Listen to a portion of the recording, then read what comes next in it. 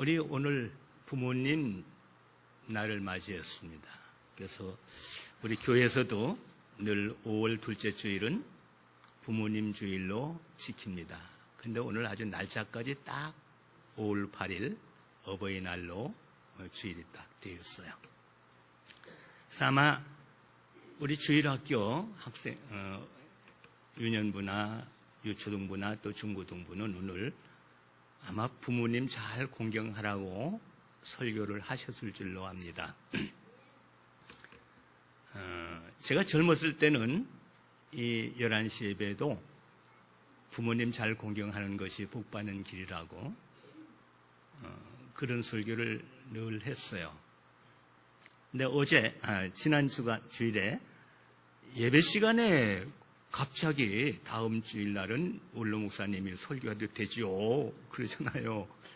그리고 예배 드리고 너리 가니까 다음 주일날 설교할 제목을 달래요. 본문하고 우물가에 가서 숭늉 내놓으라는 얘기지.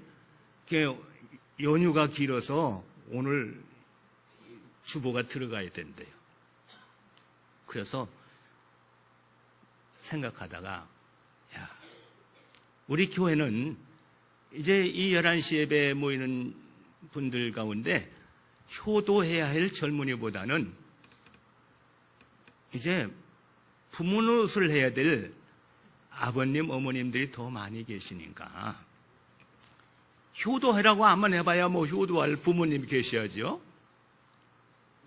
제 자신을 돌아보니까 내가 부모가 돼가지고 정말 하나님 앞에, 사람 앞에, 자식들 앞에 본이 될 만한 좋은 부모가 됐는가 생각해 보니까 너무 부끄러워요. 그래서 기도하는 마음으로 오늘 설교 제목을 같이 한번 시작. 이게 설교 제목입니까? 기도 제목입니까? 기도 제목이죠. 그래서 오늘 기도하는 마음으로 같이 이 말씀 나누자. 이래서 이런 부모가 되게 하소서 이렇게 제목을 순간적으로 지난 주일날 이렇게 정해놓고 기도하면서 이 말씀을 준비해봤습니다. 그럼 이런 부모 어떤 부모일까요? 한번 따라합시다. 살아서는 자녀들을 축복하고 죽어서는 자손들의 밑거름이 되는 이런 부모가 되게 하소서.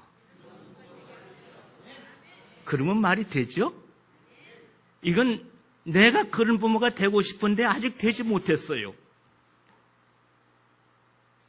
또 아무리 생각해봐도 그런 부모가 될 자신이 없어요. 그러나 우리가 믿는 하나님은 전능하신 하나님이셔요. 그래서 하나님 앞에 기도하는 마음으로 살고 기도하면 하나님이 그렇게 바꿔주시지 않을까. 그래서 오늘 또 우리 학생들도 많이 나왔고 젊은이들도 있지만 우리 어른들은 섬길 부모가 없으니까 효도 아무리 하라고 해도 할 수가 없지만 부모는 우리 어린이들도 자라서 부모가 될 거니까 청년들도 결혼해서 부모 될 거죠. 그러니까 이 말씀은 우리 젊은이나 어른이나 노인이나 다 들어야 되는 말씀이다. 이렇게 생각이 되어집니다. 오늘 본문에 보면 야곱이 마지막 죽을 날이 됐어요. 그래서 12 아들들을 다 불러 모읍니다. 그리고 내게 들으라. 너희들은 모여서 내게 들으라. 내가 너희들에게 장래될 일들을 말하리라. 그리고 큰아들 루벤부터 시작해서 마지막 베냐민에 이르기까지 12 아들에게 앞으로 되어질 일을 말하고 축복하는 그런 내용입니다. 본문이 너무 길기 때문에 그 축복하는 내용들은 생략하고 이제 시작과 마지막만 우리가 읽었어요. 자, 그러면 성경에서 보면요, 믿음의 조상, 축복의 조상 하면 누구를 말합니까? 아브라함, 이삭, 야곱 이렇게 그 3대를 꼽습니다. 근데 오늘 이 야곱을 보면요, 이 야곱은 이름 자체가요, 야비한 자예요. 속이는 자, 발꿈치를 잡은 자, 이런 뜻이에요. 그 생애를 보면 참으로 자기 입으로 말합니다. 창세기 47장 9절 보면 야곱이 이제 가나안 땅에 흉년이 들어가지고 먹을 것이 없으니까 마침 요셉을 찾게 되고 이집트로 이사를 가죠. 애굽으로 가요. 가서 이제 바로 왕을 아련합니다. 바로 왕이 초청을 해서 가서 바로가 물어요. 그대가 지금 연세가 얼마입니까? 이렇게 물었더니 야곱이 바로에게 말하기를 내 나그네 길의 세월이 130년입니다. 내 나이가 얼마 못 되니 우리 조상의 나그네 길에 연조에 미치지 못하지만 험악한 세월을 보냈나이다. 이렇게 말해요. 그 일생은 너무너무 험악한 인생을 살았다는 거예요. 그도 그럴 것이 태어나면서부터 경쟁자가 있고 편안치를 못했어요. 지금 우리 집에 100날 지난 손자가 하나 있는데 제가 생각해보면 지구상에서 그놈이 제일 행복한 것 같아. 온통 우리 집안 사람들은요, 집에 들어오면 요셉이 뭐해? 요셉이 어딨어? 요셉이만 찾아야. 그래서 그 손자가 제 손자만 되는 게 아니라 우리 김대빈 장로님 손자도 되거든요. 그래서 가끔 미안해가지고 야, 외갓집에 좀 갔다 와라. 그저께는 외갓집에 가서 한밤 자고 오는데 집이 허전하고 텅 빈 것 같아요. 그래서 참 그놈은 복덩어리다. 근데 야곱은요, 나면서부터 경쟁자가 있어가지고요, 서로 먼저 나와서 형 되겠다고 싸우다가 자기 형 발꿈치를 붙잡고 나온 놈이에요. 지가 먼저 나오고 싶은데 에서가 먼저 나오거든요. 그러니까 힘에 밀려가지고 뒤에 나오면서 안 돼! 하면서 발꿈치를 붙들고 나왔단 말이에요. 그리고 계속해서 경쟁하는 거예요. 어떻게 하면 내가 저 형의 장자권을 뺏고 축복을 꼭 차지할까? 그래가지고요, 팥죽 한 그릇에 장자의 고난을 사지요. 야비하지요. 그리고 그 아버지가 이제 눈이 어둡고 그러니까 얼마 못 살 걸 알고 에서를 불러가지고 가서 사냥을 해다가 고기를 맛있는 요리 별미를 만들어 오면 내가 먹고 너에게 축복해 주리라. 이걸 그 어머니가 듣고요, 또 염소 새끼 2마리를 잡아주면서 이거 가지고 가서 요리 해가지고 갖다 아버지에게 드리라. 그리고 축복을 받아라. 그 야곱은 손이 매끈매끈하고 털이 없는 사람이니까 에서는 털이 있고 염소 새끼 털을 여기다 막 붙이고 이러고 가서 아버지를 속이고 축복받잖아요. 얼마나 야비하고 비열하고. 바단 아람에 가서 도망가가지고요, 그 형을 그렇게 속이먹으니까 형이 죽이려고 그러잖아요. 하도 미워서. 그러니까 아주 도망가죠. 바단 아람 가서 20년 동안 외삼촌하고 또 서로 속이고 속고 이러면서 사는 그 내용 보세요. 참 비열하기 짝이 없어요. 이런 사람이 어떻게 자녀들, 자손들을 축복하고 어떻게 훌륭한 부모가 될 수 있었을까? 오늘 우리도 인격적으로 야곱과 다를 바가 없잖아요. 야곱보다 우리가 더 낫습니까? 우리가 어떻게 하면 우리 이 비열한 인격을 가진 우리가, 이 연약하고 남을 속여먹기 잘하고 남의 것을 탐내고 뺏기를 좋아하는 우리들이 어떻게 우리 자손들을 축복하고 자손들의 밑거름이 될 수 있는 그런 부모가 될 수 있을까? 이 길은 하나님 앞에 기도하는 길밖에 없잖아요. 이런 허물 많은 야곱이지만 하나님은 축복의 조상이 되게 해주시고 싶으셔서 그를 모태에서부터 선택하셨어요.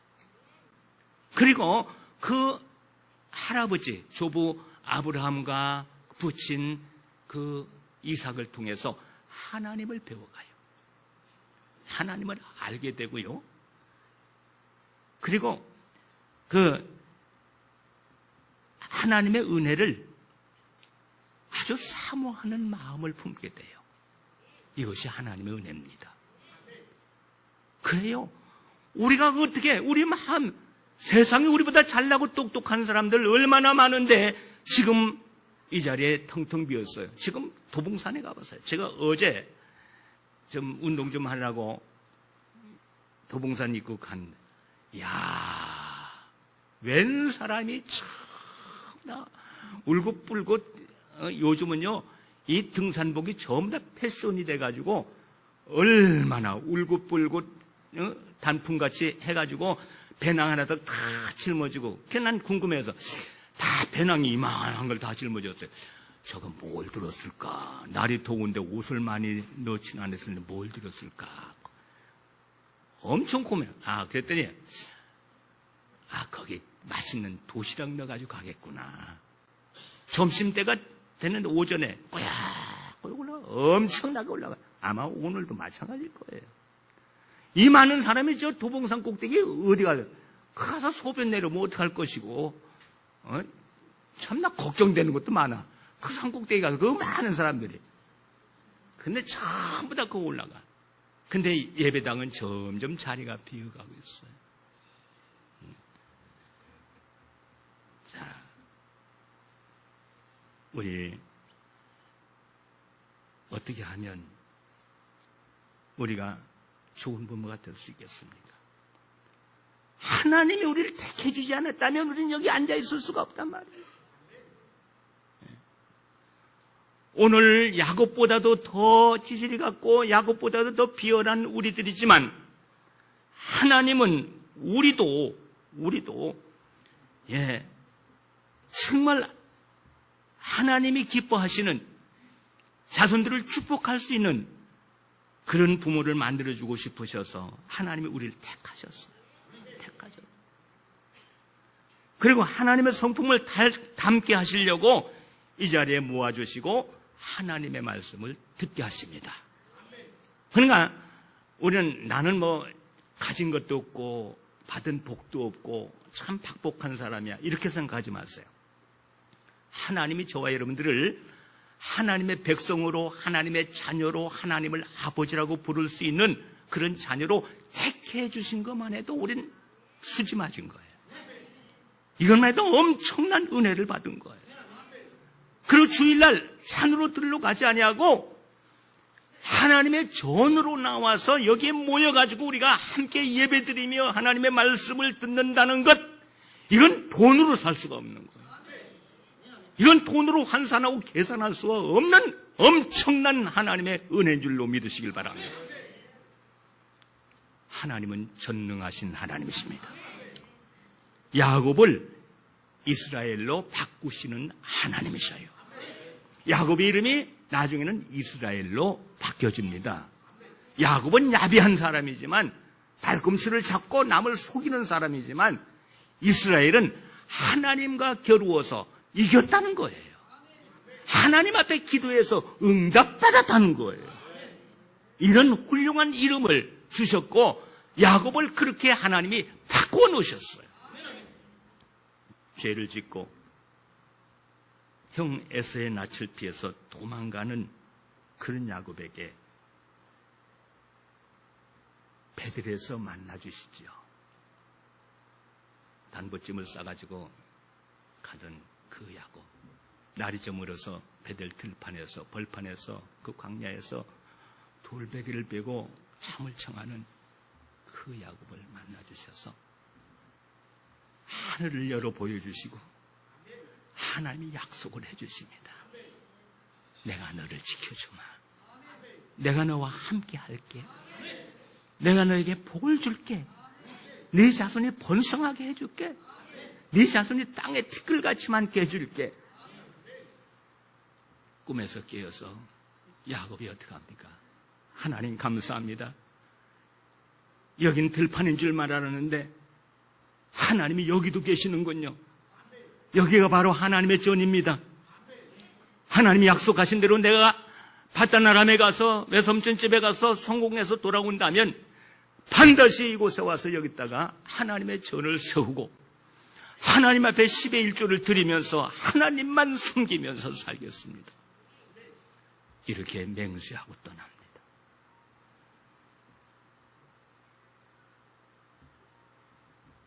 네. 하나님은요, 야곱에게 약속하신 대로 약속을 지키시는 하나님이에요. 축복하셨어요. 호롤단신 바다나람에 갔는데 20여 년간에 받은 축복이 무엇입니까? 저는 이 나이 되도록 장가 한 번밖에 못 가봤어요. 야곱은 정식 결혼은 2번 했지만 아내가 4명이요. 얼마나 부러워. 그래서 넷이서 서로 경쟁을 하듯이 낳는데 그래도 많이는 못 낳았어. 혼자도 12명 낳는데 4명이 겨우 12명 낳았어. 그죠? 딸 하나 낳고. 하나님의 섭리예요. 아마 장가 한 번만 가서도 12명 낳았을 거예요, 야곱은. 근데 그 아내 4명씩 데리고 산 거는 하나님 앞에 별로 아름답지 못하고 잘못된 거죠. 한 아내에게 12명이 낳았다면 더 큰 축복을 받았을 텐데, 예? 내 어머니에서 12명이 나오니까 서로 시기하고 질투하고 일르고 잡아 죽이려고 그러다 팔아먹고 이런 꼴이 나죠. 전부 다 자기 행한 대로 보응을 받는 거예요. 인과응보라 그러죠. 그러나 하나님은 약속대로 12아들 주시고 딸 하나 주시고 많은 물질을 안겨주셨어요. 그 뭐 여러분들 성경이 잘 아는 얘기니까 설명 안 해도. 그 야곱이 하나님의 약속을 지키려고 이제 20년 동안 부자가 돼가지고 자녀들을 많이 낳고 돌아오죠. 돌아오는데 야곱은 강가에 왔는데 아니 형 에서가 20년 전 일을 생각하고 자기를 죽이려고 장정 400명을 데리고 몽둥이를 들고 몰려온다는 거예요. 큰일 났잖아요. 그래서 그 가족들을 전부 다 약복강을 건너보내고 거기 홀로 남아서 밤새도록 회개 기도합니다. 그리고 씨름했다고 나와요. 성경에는. 어떤 사람과 씨름했다. 그랬더니 하나님께서 내 이름이 뭐냐? 야곱입니다. 이제 네 이름을 야곱이라고 하지 말고 이스라엘이라고 해라. 이스라엘로 바꿔주셨어. 바꿔주셨어. 그래서 자손들에게 축복할 수 있는 능력자가 되고 권세자가 되게 해주신 것입니다. 오늘날 야곱 같은 우리도 사모하는 마음으로 모여서 말씀 듣고 성령 충만해서 하나님의 성품을 닮아가면 험악한 세월 속에서도 하나님이 지켜주시고 동행하시고 자손에게 축복할 능력과 권세를 주시는 것을 믿으시길 바랍니다. 축복은 모여서 하나님의 말씀을 듣는 것입니다. 그래서 우리 오늘 이 주일날 우리가 남녀노소 한 자리에 앉아서 하나님의 말씀 듣는 것, 이것이 축복이에요.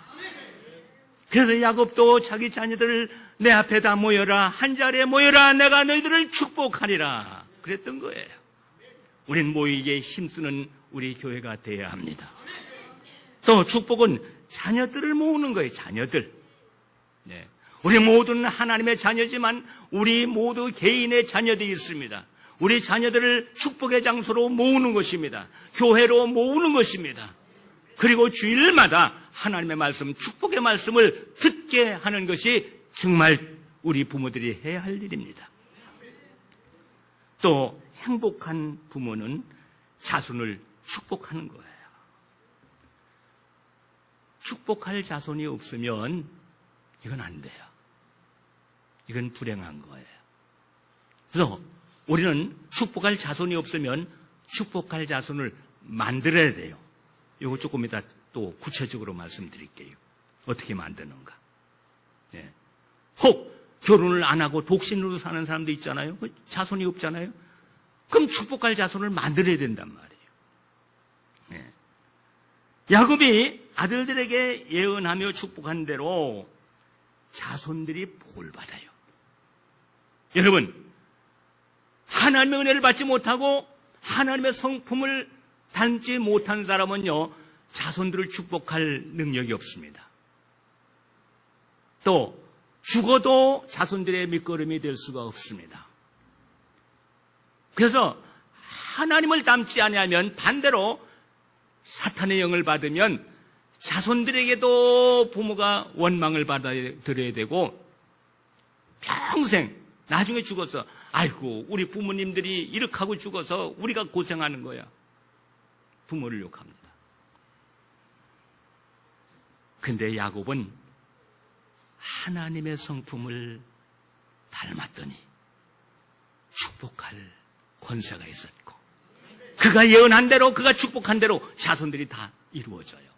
특히 유다 자손, 유다 줄기를 통해서 메시아이신 우리 구주 예수 그리스도가 나시고 그 예수 그리스도를 누구든지 구주로 영접해서 믿기만 하면 구원받고 영생하는 이런 은혜, 이런 축복을 주셨으니 이거보다 더 큰 축복이 세상에 어디 있겠습니까? 자녀를 축복하는 것 엄청난 은혜입니다. 여러분, 근데 자녀가 없거나 독신으로 살아도 좋은 부모가 될 수 있는 방법. 지난 3월 25일 날, 25일, 26일 날 우리 교회가 소속되어 있는 우리 노예 시차례에서 목사님, 사모님들이 전라도 여행을 다녀왔습니다. 우리 교회 버스를 타고 우리 장로님이 수고하셔서 운전을 해가지고 근데 우리 담임 목사는 또 안 가겠다고 저보고 대신 가라고 해서 저하고 집사람하고 그래서 아이들 2명까지 해서 31명이 갔어요. 그래서 25일 날 목포를 가서 목포 앞바다에서 그 배를 타고 한번 이렇게 둘러보고 그 경비는 상갈소망교회라고 했어요. 그 교회에서 전액을 다 부담을 했습니다. 참 귀한 일이죠. 그것도 교회에서 일부 하고 30대 젊은 집사님이 그 유람선 타는 거하고 뭡니까? 그 4끼 식사를 전부 다 제공하고 이렇게 했더라고요. 그래서 유람선 타고 그 다음에 저녁 먹고 목포 유달산에 올라가서 그 목포 야경 이렇게 한번 보고요. 그리고 이제 최고 좋은 호텔에서 잠을 자고 아침 일찍 일어나서 아침밥 먹고 목포에 또 전통시장이 있어요. 그 전통시장 또 저 보고 크더라고요. 그리고 어디로 갔냐면 신안으로 갔어요. 신안군 증도면이라는 데 갔습니다. 그 증도면에 가서 문준경 전도사님 그 순교 기념관이 있어요. 거기 가서 이제 방문을 하고 왔거든요. 저는 문준경 전도사로 해서 남자인 줄 알았어요. 근데 저도 처음 가서 우리 장로교 저 인물 같으면 제가 잘 아는데 성결교단 이제 전도사님이라 좀 깊이 몰랐어요. 가서 보니까 여자 전도사님이고요. 성결교단에서 그 3년 전에 순교 기념관을 졌더라고요. 그 이야기를 좀 들려드리고 마치려고 합니다. 이 문준경 전도사는 1891년도에 그 신안군 수곡리 거기서 3남 4녀 중 3녀로 태어나서 17살에 그 중도면 동성리 정근태 씨와 결혼을 합니다. 그 섬이에요, 섬. 증도 섬. 근데 그 남편이, 그 아내를 놔두고 또 바람을 피워가지고요, 소시를 얻어요. 그래가지고요, 이 본부인을 본 척도 안 하고 그 소시를 데리고, 이제 중도에서 임자도라는 또 섬으로 배를 타고 건너가서 그 임자도에서 재산도 다 정리를 해가지고 밭대기 조금 그 본처한테 남겨놓고 다 가지고 임자도로 건너가서 거기서 두 집 살림을 거기서 살아요. 그러니까 남편 있는 청춘 가부가 된 겁니다. 요즘 같으면 이혼하고 갈랐었지만 옛날엔 그래도 못하고 일정 때죠. 그리고 부모님들에게 극진히 효도를 해요. 부모님들을. 나중에 부모님 돌아가실 때 3년상까지 다 치르고. 그러면서 참 눈물로 밤을 지새우면서 그렇게 청춘을 보내다가 34살 때 큰오빠가 목포에서 너 그 섬에 있지 말고 목포에서 살자. 목포에 가서 싹바느질을 하다가 전도인이 와서 전도를 합니다. 마침 그 목포에 있는 무슨 교회요? 목포의 북교동 교회 교인이 와서 전도를 해요. 그래서 그 교회 갔더니 은혜를 받기 시작해요. 그래서 세례받고 1년 만에 집사가 되고, 그리고 이제 40살 때 1931년에 그 교회 목사님이 우리나라의 그 유명한 부흥사 이성봉 목사님이었어요. 이성봉 목사님의 추천으로 신학을 갑니다. 서울에 와서 경성성서학원이라는 신학교, 지금은 성결고단의 서울신학이에요. 그 신학교를 들어가려고 왔는데 결혼한 여자라고 그 당시는 결혼한 여자는 받지를 안 했어요. 안 받아주는 거예요. 그래서 사정해가지고 청강생으로 1년 동안 공부를 해요. 그다음 이제 그 이듬해 이성봉 목사님이 친히 올라와가지고 이분은 꼭 결혼했지만 뭐 남편이 없는 거나 마찬가지고 남편이 간섭도 안 할 사람이고 꼭 전도자가 되어야 될 사람이니까 내가 보증을 하고 내가 추천하고 내가 보증을 할 테니까 본과생으로 받아달라 이래가지고 1년 후에 본과생으로 이제 바뀝니다. 근데 학제가 또 바뀌어요. 3개월 공부하면 3개월 가서 이제 실습을 하게끔 이렇게 학제를 만들었어요. 그래서 3개월 공부하고 3개월 가서 전도하고 또 3개월 공부하고 1년 절반은 공부하고 절반은 가서 실습을 하는 거예요. 그래서 그 이듬해 1932년에 이제 어디로 가냐면 남편이 살고 있는 임자도로 갑니다. 참 대단한 여자지요. 다른 데도 안 가고 남편이 그 작은 마늘하고 사는 임자도에 가서 거기서 이제 교회를 시작하니까 이 남편이 가만히 있겠어요? 남편 망신시키고 집안 망신시키려고 그런다고 막 와서 회방을 놓고 막 그러거나 말거나 막 전도를 하고 막. 이분이 목청이 좋고 노래를 잘해요. 그래서 인생 모경가, 허사가 이런 것들을 부르고 예수 사랑하시면 거룩하신 말인데 찬송가를 부르는데 얼마나 성악가보다 더 잘하는지 애들이 줄줄줄줄 따라다니고요. 사람들이 막 모여들고 막 이래. 근데 막 박혀내. 자기 친정집에도 가서 전도를 하려고 아버지 예수님을 믿으셔야 됩니다. 그래야 구원받고 이 죄악된 세상에 천국 갑니다. 멸망받지 않습니다. 하니까 이년 내가 곱게 길러놨더니 시집을 가서 소박을 맞더니 이제는 또 서양 귀신이 들려가지고 우리 가문을 망하게 하려고 막 몽댕이로 때리고 똥물을 갖다 찌얹히고 이래. 이제 그 임자도에 와서 마침 서울에서 양석봉 전도사님이라는 사람이 말하자면 단기 전도 여행 이런 거 있잖아요. 그 섬으로 왔어요. 그 힘을 얻어 그 전도사님을 모시고 그 동네 유지들을 찾아다니는 거예요. 유지들. 그 최고 유지되는 이판일이라는 그 사람이 있는데 그때 30대인데 아주 똑똑하고 근데 이 사람이 똑똑하고 지식도 있고 이런데 일정 때니까 나라 빼앗기고 그런 게 힘을 못 쓰잖아요.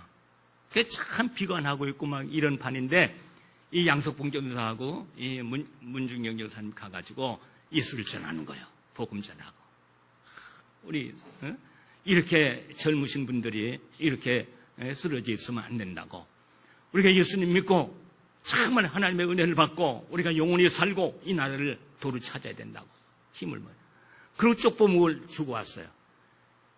이 무료하니까 이 쪽보금을 읽다가 이 사람이 은혜를 받아가지고 전선생님 찾아와서 내가 예수를 믿고 싶은데 어떻게 하면 되느냐. 그러니까 기본적으로 기초 문제를 해결하고 우상숭배 이걸 절폐해야 됩니다. 그러니까 그렇게 하겠습니다. 당장에 담뱃대 갖다 다 부질러서 보강에 넣고요. 그리고 조상제사 안 지내겠습니다. 우상숭배 안 하겠습니다. 그리고 그가 예수를 믿어서 나중에 이제 기회가 되면 또 얘기하겠지만 그분은 장로가 되고 그 동생 가정 포함해서 13명 그리고 그 온 교회가 포함해서 48명이 한꺼번에 순교하는 그런 엄청난 장로가 됐어요.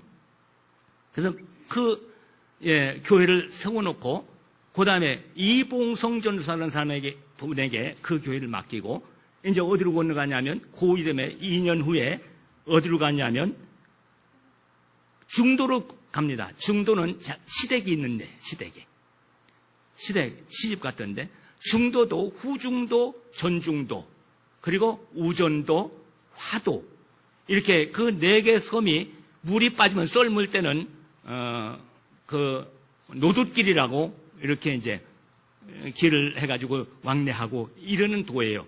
저 공부 많이 했어요. 우리 장로님도 가서 똑같이 듣고 우리 집사람 똑같이 들은 거 지금 얘기하는 거예요. 근데 나 왜 이렇게 잘하는 줄 아세요? 근데 그 후중도에 가가지고요 전도를 하면서 그 시아주버니 찾아가요. 시아주버니 남편의 형 찾아가서 간곡히 부탁을 하고 내가 이거 전도하고 교회를 세워야 되는데 예수 믿자고. 그러니까 그 시아주버니가 생각해보니까 참 재수 씨한테 미안하거든. 자기 집에 집안에 시집 왔는데 자기 동생이 소식을 얻어가지고 가고 근데도 그 재수 씨가 부모에게 효도했고 이걸 보니까 도와주고 싶은 마음이 생겨. 내가 돕겠습니다. 자기 집에다가 예배당을 짓도록 토를 내주고 그래서 중동교회를 세웁니다. 그걸 열심히 전도하는 거예요. 그러다가 백정희 전도사라는 아주 젊은 전도사를 또 갖다가 부교육자를 세워놓고 댕기면서 노둣길을 다니면서 이섬저섬 댕기면서 전도하는 거예요. 그리고 또 2년 후에는 전중도에 그 대초리라는 동네에 대초리 교회를 또 세웁니다. 그리고 같은 해에 재원리, 방충리, 우전리에 기도처를 세웁니다. 그 기도처들도 지금 다 교회가 돼 있어요. 그러니까 벌써 3개의 교회를 세우고 3개의 기도처 6개를 세우고요. 그리고 이제 그해 1936년 6년 만에 신학교를 졸업을 해요. 우리 신학교를 졸업을 하고 목사가 되고 해도 교회를 시작 못하면 벌써 신학 공부하는 동안에 교회 6개 세우고 이렇게 지금 졸업장을 같이 타는 거예요. 그리고 이제 영적 전쟁이 시작됩니다. 이 섬 사람들은요 우상 안 섬기는 사람이 없었어요. 고기 잡으러 배 타고 갈 땐 무슨 제를 지내요? 풍어제라는 제사를 지내고 용왕제라는 제사를 지내고 그리고 다 가는 거예요. 그리고 그 마을 신우신인 당산이라는 신을 섬겨요. 당산. 그래서 이 당산신을 섬기면 당산재단이 그 뒷산에 있는데 그 산은 또 산 이름이 산정봉이에요. 산정봉이라고 이제 그 올라가 보질 못했는데 그게 한 15분 내지 25분만 올라가면 되는데 조그만 산이니까 그 산 꼭대기에 올라가서 밤을 지새우면서 기도하는 거예요. 영적 전쟁을 하는 거예요. 하나님, 이 섬에 이 동산에 이 당산재단이 무너지게 하시고 우상숭배가 근절되게 하시고 이 섬 사람들이 다 하나님 여호와를 섬기며 예수 믿고 구원받게 해주세요. 영적 기도하는 거예요. 그리고요 아까 말씀드린 찬양의 은사가 있어서 그 찬양을 하면 애들도 좋다고 그러고 어른도 좋다고 그러고 배를 타면요 뱃머리에 앉아가지고 그 선장 옆에 앉아가지고 또 찬송 부르는 거예요. 그러면 그 선장이 은혜를 받아가지고 뱃삭도 안 받고 태워다 주는 거예요. 그리고 제사집, 잔치집에 갈 때는요, 꼭 배낭을 하나씩 짊어지고 가요. 가가지고요, 음식 남은 거 다 싸가지고 짊어지고 와가지고 동네 와서 배고픈 아이들에게 다 나눠주는 거예요. 그리고 항상 이 배낭에는요, 비상약품이 들어있어요. 누가 소화제 주면 거기다 담아가지고 다니고, 고약 주면 담아가지고 다니고, 다 다니면서 아픈 사람 만나면 발라주고, 먹여주고, 또 장치 부스가 들어와가지고 전염병이 막 사람이 죽어나가는데, 그 전염병에 사람이 죽어도 막 꺼리고 사람들이 가지도 않고 막 그러는데, 거기 팔을 걷어붙이고 가가지고 장례 치러주고요. 환자들에게 가서 미움을 또 먹여주고요. 이러면서 간호를 해요. 그리고 또 아기 낳는다고 그러면 또 쫓아가서 산파 역할을 하고요. 또 남편이 술 먹고 와서 막 주정 부리고 때리면 도망갈 데가 없으니까 그 여자 부인은 그 전사람 교회로 도망오는 거예요. 그럼 또 술 먹은 남편은 또 찾아 막 몽둥이 들고 오면 사자같이 나와서 남편을 막 호통을 쳐가지고 굴복을 시키고, 그리고 병자를 보면 붙들고 기도하는데, 하나님, 이 섬에는 병원도 없습니다. 이 섬에는 의사도 없습니다. 여기는 약도 없습니다. 하나님 불쌍히 여기시고 고쳐주셔야 됩니다. 예수님 이름으로 기도합니다. 막 기도하면요, 예수 믿는 사람도 낫고 안 믿는 사람도 병이 낫고, 할렐루야, 다 낫더라는 거예요. 그러니까 사람들이 막 끌어올리는 거예요. 그러니까 교회가요, 목민센터가 되는 거예요. 목민센터. 그리고 그 노독기를 얼마나 쫓아다니면서 전도를 했든지, 그때는 옛날에 고무신 신고 다니는데요, 1년에 고무신을 9걸레를 떨어뜨릴 때 9걸레. 세상에.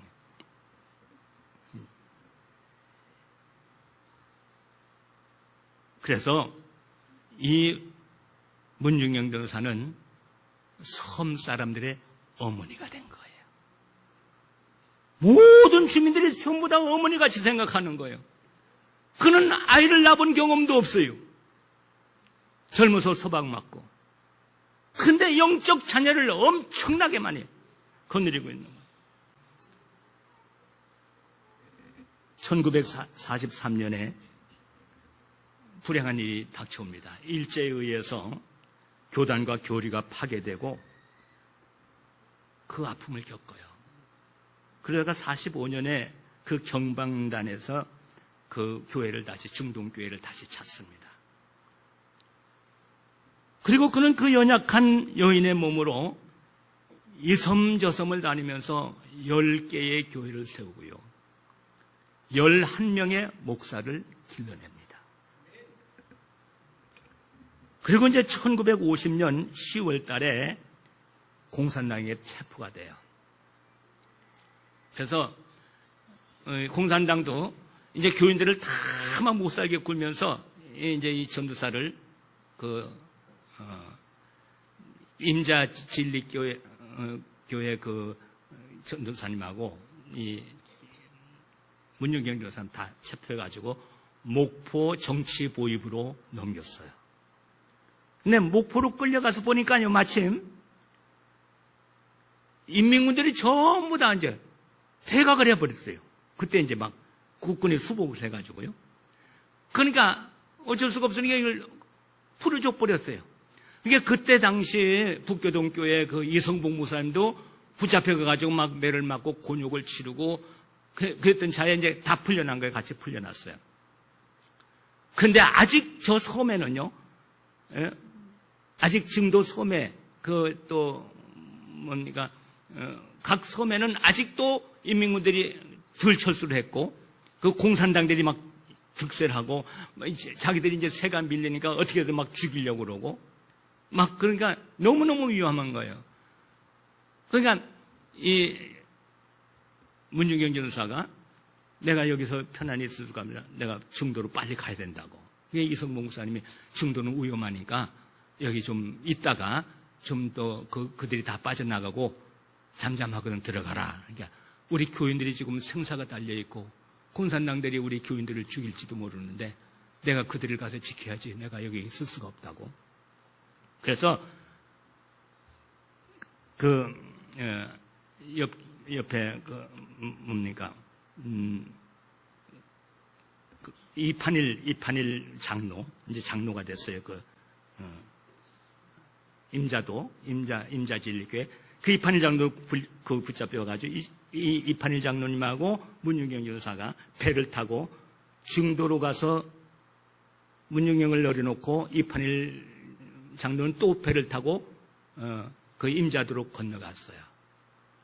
근데 그날이 10월 4일 날이었어요. 그날 밤에 난리가 난 거예요. 그 공산당들이요, 교인들을 다 막 불러내가지고 다 잡아가지고 새벽에 이제 끌고 나가서 죽이는데요. 이 문준경 윤사는 이제 그 교인들 몇 명하고 이제 붙잡혀 갑니다. 백사장으로 끌려가는 새벽에.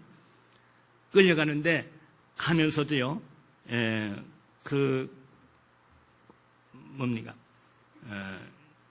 젊은 사람들 2명을 거기서 또 살려내요. 김두학이라는 사람하고 백정희 전도사. 이들 보고 나는 늙어서 이제 이만큼 살 만큼 살았으니까 하나님 앞에 가면 되지만 자녀들은 더 살아남아서 복음을 땅 끝까지 전해야 되지 않겠냐. 그러니까 어떻게 도망쳐라. 아닙니다. 우리도 장렬하게 전사님 같이 죽겠습니다. 아니다. 너희들은 살아야 된다. 그래가지고 묶여가지고 가는 걸 이빨로 막 흘러가지고 김두학을 발로 걷어차면서 도망시켰어요. 그러니까 그걸 알고 이제 공산당들이 더 막 화를 내면서 그러면 나는 늙어서 지금 죽어도 되지만 이 젊은이는 무슨 죄가 있냐. 이 젊은이들은 살려줘라.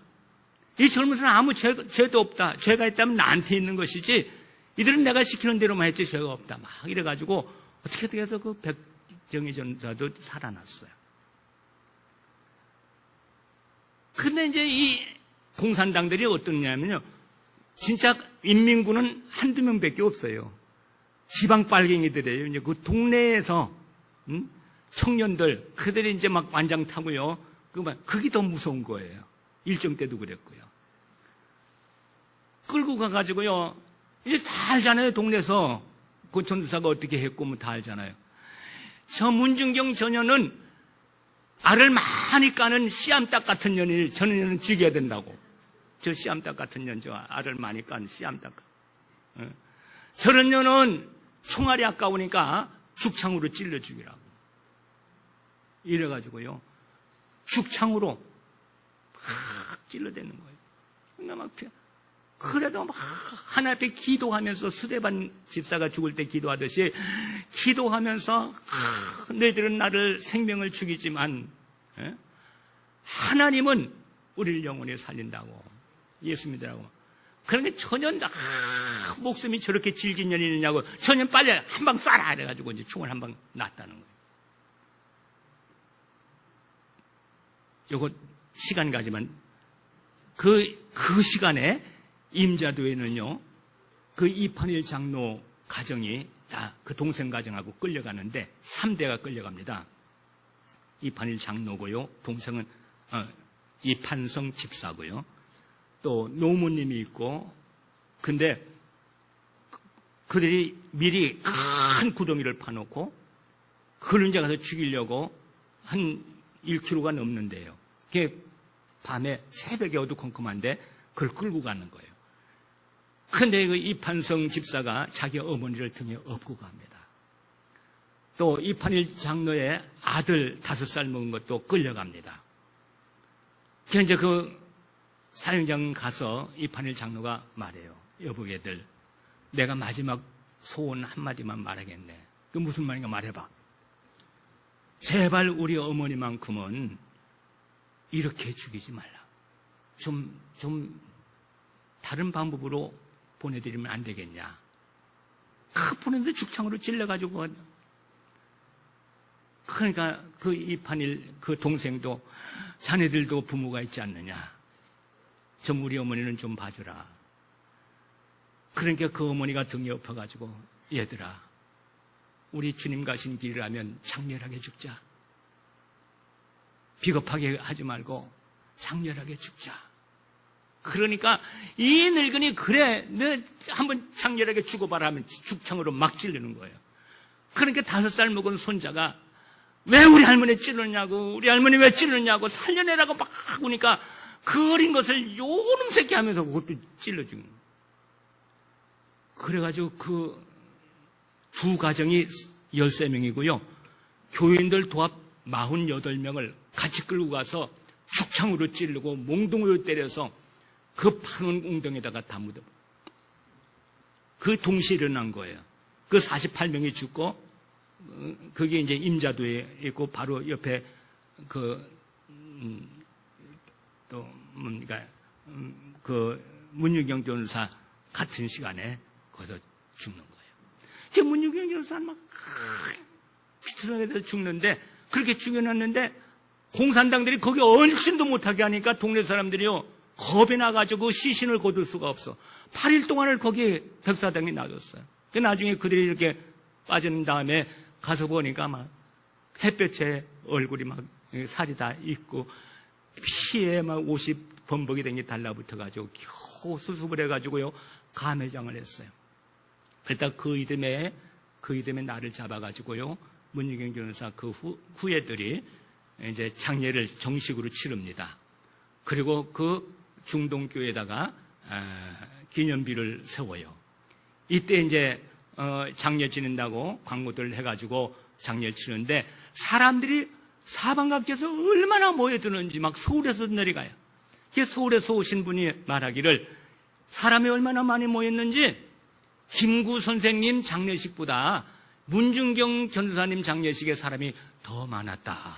이렇게 말했다는 거예요. 네. 그리고 이제 2005년도에 현재 순교지의 모욕을 다시 조성해가지고 아름답게 이장을 하고요. 3년 전 2013년도에 성결교 교단에서 고인의 그 순교와 영성을 기리는 기념관을 세워놓았습니다. 그분의 희생적이고 올곧은 삶과 순교가 밑거름돼서 현재는요 그 중도에 인구가 한 3,000명 산다고 그러는데 95%가 전부 다 기독교인입니다. 아멘. 우리나라에 그런 데가 있어요. 95%가 100명이면 95명이요 예수 믿는 거예요. 거기에는요 산당 다 무너졌죠. 우상 숭배하는 사람 하나도 없죠. 그리고 절간도 없고 심지어는 천주교도 하나도 없고 뭐만 있어요? 기독교 교회만 있는 거예요. 외지에서 그 사업하러 들어간 사람도 분위기가 그러니까 예수 안 믿을 수가 없어. 외지에서 온 사람까지 하면 80%래요. 근데 현지인들은 95%가 예수를 믿는데요. 얼마나 복을 받았어요? 참 대단하죠. 그러니까 주일날 되면요 일하는 사람이 하나도 없는 거예요. 주일날 낮엔 오전엔 전부 다 어디 가요? 다 교회 가요. 95%가 예수 믿으니까 전부 다 교회 가고 그리고 오후부터 일을 시작한대요. 그리고 그가 길러낸 기라성 같은 목사들이 있는데 우리가 잘 아는 동대문교회 원로 목사 그 이만신 목사님, 또 우리 대학선교 NCC라고 그러나요? 사형림에 들어가지고 대학생 선교회 하는 김준곤 목사님 유명하죠. 이런 분들이 전부 다 이 문유경 전사님이 어릴 때 가르치고 길러낸 목사들이에요. 그런 목사들이 11명이 났어요. 또 아주 훌륭한 제자 중에 하나는 이제 또 저 계룡산에 가면 양도천 목사라고 있어요. 연세 드신 분은 다 알죠. 그분도 그 제자예요. 근데 예수님 제자 중에도 가룟 유다가 있듯이 거기도 11명 중에 하나는 그 이단 소리 많이 들었죠. 어쨌건 대단하죠. 그래서 그들이 이제 복음을 세계로 전파하는 그런 위대한 일을 하는 밑거름이 되셨단 말이에요. 그래서 참 이분은 살아서도 엄청난 업적을 남겼지만 죽어서도 그 후예들이 이렇게 예수를 잘 믿고 전도하고 선교하며 그 섬이 그분을 기리면서 예수 믿어가지고 100%에 가깝게 95%가 예수 믿는 이런 삶을 살게 해놓았으니 이분이야말로 후손들의 밑거름이 되지 않았냐 말이에요. 죽어서도. 남을 행복하기 위해서는 내가 희생해야 합니다. 남을 높이기 위해서는 내가 낮아져야 합니다. 남을 구원하고 살리기 위해서는 내가 죽어야 합니다. 한 알의 밀알이 땅에 떨어져서 썩지 아니하면 열매를 맺을 수가 없습니다.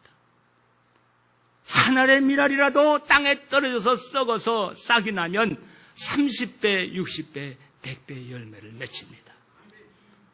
여러분의 아름다운 충성과 희생으로 우리 자녀들이 복을 받고 죽은 후에도 후손들의 삶에 힘이 되고 자랑거리가 되는 그런 위대한 부모님들이 다 되시기를 예수님의 이름으로 축원합니다. 기도하겠습니다. 하나님 아버지, 우리들은 어느새 세월이 가서 백발이 되고 또 노인이 되고 부모가 되고 또 노인이 되어가고 있습니다. 부모님들이 되어가고 또 되어 있습니다. 그러나 자손을 축복할 만한 힘이 없습니다. 후손들에게 밑거름이 될 만한 그런 자질도 없습니다. 그러나 하나님은 전능하십니다. 야곱을 이스라엘로 바꿔놓으시고 문중영 전선을 통해서 그 섬에 지금 95%가 예수 믿는 사람이 된 것처럼 하나님은 우리를 바꿔놓으실 수 있습니다. 우리를 성령 충만한 성도로 바꿔주시고 하나님의 성품을 닮은 자로 바꿔놓으셔서 우리도 이런 부모가 될 수 있도록 축복해 주시옵소서. 우리 자손들을 복 주시옵소서. 대한민국을 축복해 주시옵소서. 세계 땅끝까지 복음을 전하는 그런 민족이 되게 하시고 하나님 영광을 받으시옵소서. 감사드리며 예수님 이름으로 기도하옵나이다. 아멘.